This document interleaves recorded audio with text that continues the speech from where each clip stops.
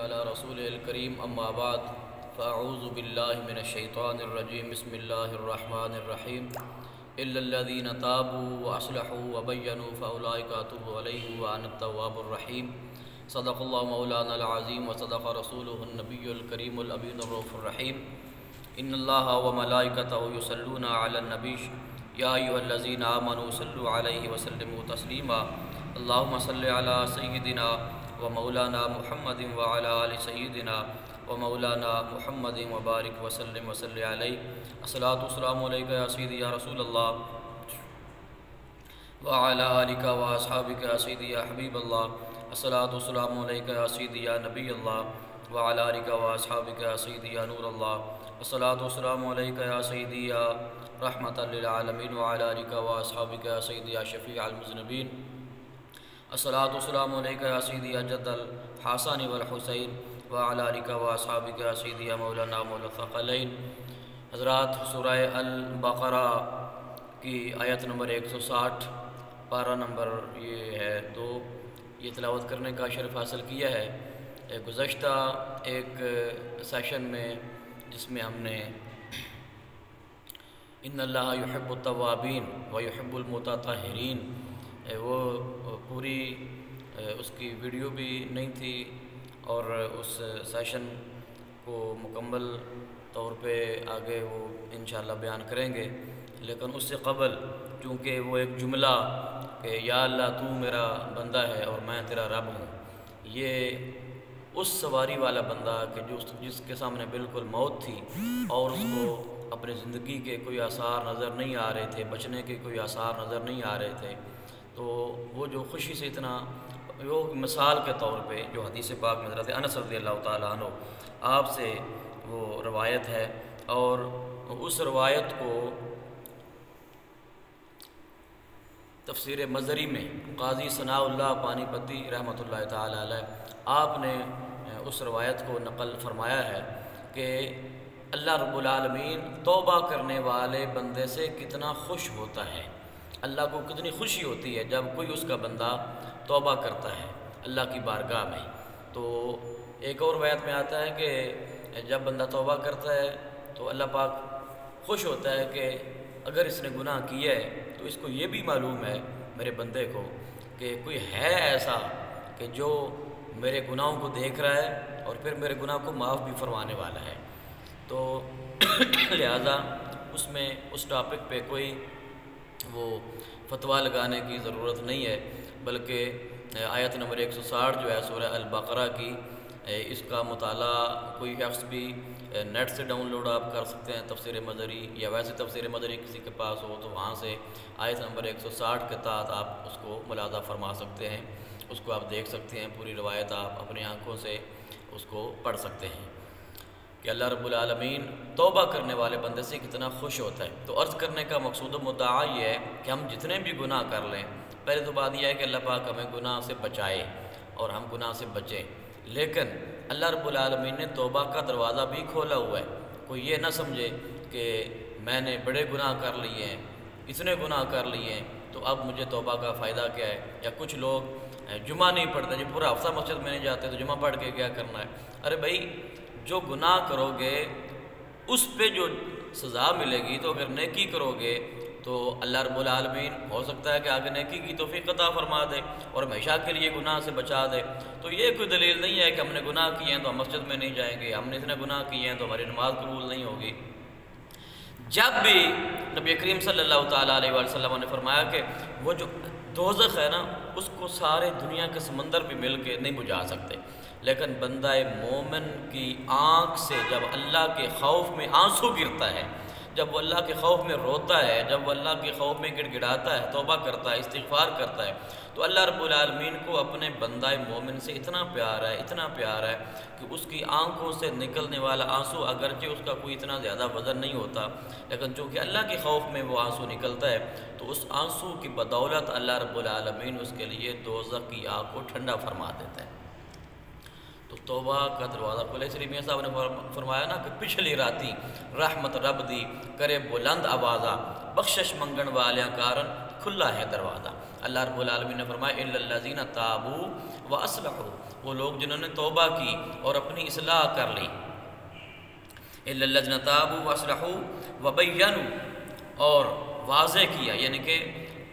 اس کے بعد پھر وہ نیکی کی طرف گامزن رہے۔ اللہ پاک فرماتا ہے فَأُولَٰئِکَ أَتُوبُ عَلَيْهِمْ، بھی ایسے لوگ ہیں کہ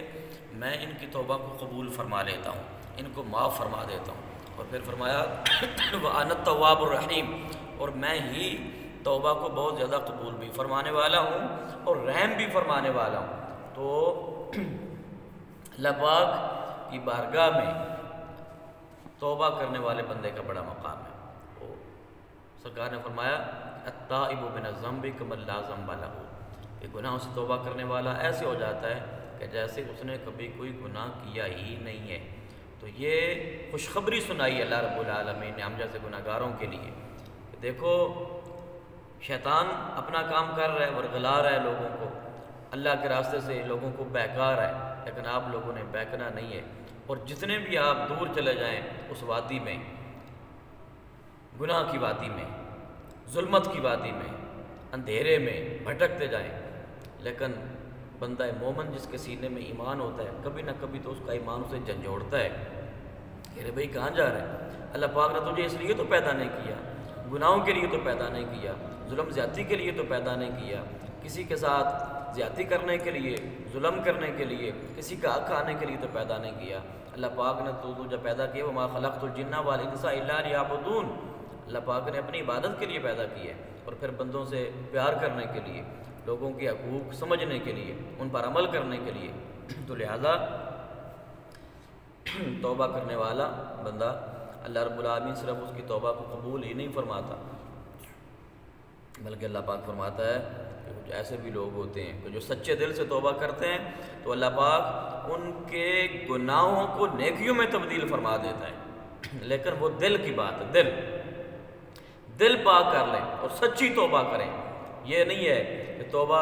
زبان سے یا اللہ میری توبہ، یا اللہ میری توبہ، یا اللہ میری توبہ، یہ توبہ کا سٹائل اکثر ہمارا ہوتا ہے۔ لیکن یہ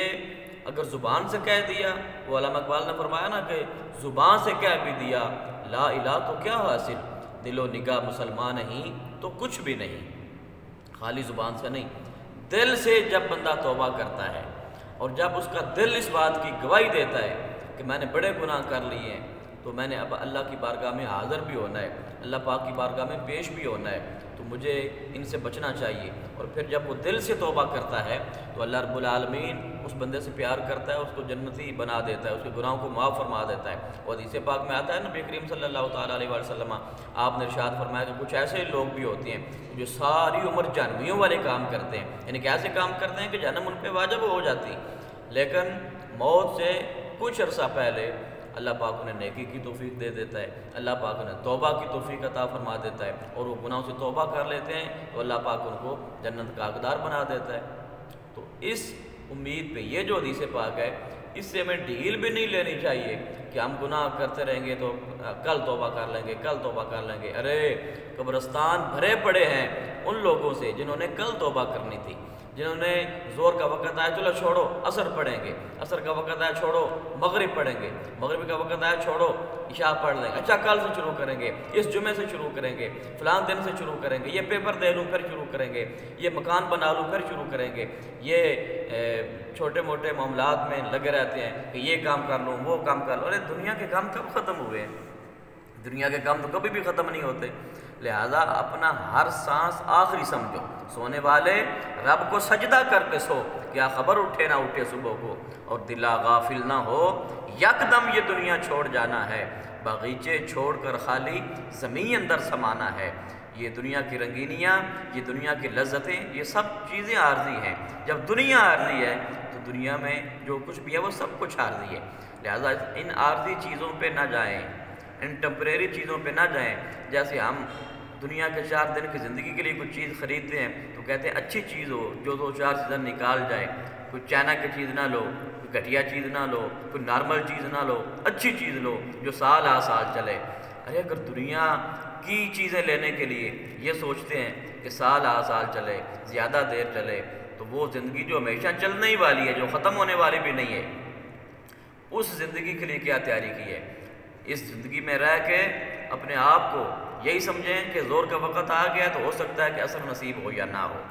اللہ سے معافی مانگیں، توبہ کریں، حی علی الصلاۃ، حی علی الصلاۃ، حی علی الفلاح، حی علی الفلاح 4 بار ایک اذان میں پکارا جاتا ہے۔ تو دن میں 5 اذانیں ہوتی ہیں، 5 کو 4 سے ضرب دیں تو 20 بنتا ہے۔ 20 بار پروردگار آپ کو بلاتا ہے، مسجد میں بلاتا ہے، توبہ کرنے کے لیے بلاتا ہے، استغفار کرنے کے لیے بلاتا ہے۔ اگر پھر بھی بندہ نہ آئے اور پھر یہ گلہ شکوہ کرے کہ ہمیں تو بتائی کسی نے نہیں ہے، ہمیں تو پتہ ہی نہیں تھا، ہمیں تو معلوم ہی نہیں پڑا، زندگی ویسے گزر گئی، تو لہذا ان بہانوں کو، ہیلوں کو چھوڑیں، اللہ کی بارگاہ میں توبہ کریں، استغفار کریں جب بھی موقع مل جائے۔ یہ نہ سمجھیں کہ اتنی عمر ہو گئی ہے تو نماز نہیں پڑھی تو مسجد والے کیا کہیں گے، امام صاحب کیا کہیں گے، مقتدی کیا کہیں گے، نمازی کیا کہیں گے، محلے والے کیا کہیں گے، بھئی 100 چوہے کھا کے تو بلی حج کو چلی ہے۔ نہیں، اللہ رب العالمین کو بندے کی وہ توبہ والی ادا پسند ہے۔ جب بھی آپ توبہ کر لیں، اللہ کی بارگاہ میں حاضر ہو جائیں تو اللہ پاک توبہ قبول فرمانے والا ہے۔ اللہ پاک ہم سب کو توبہ کرنے کی، استغفار کرنے کی توفیق عطا فرمائے۔ آمین وما علیہ الا البلاغ۔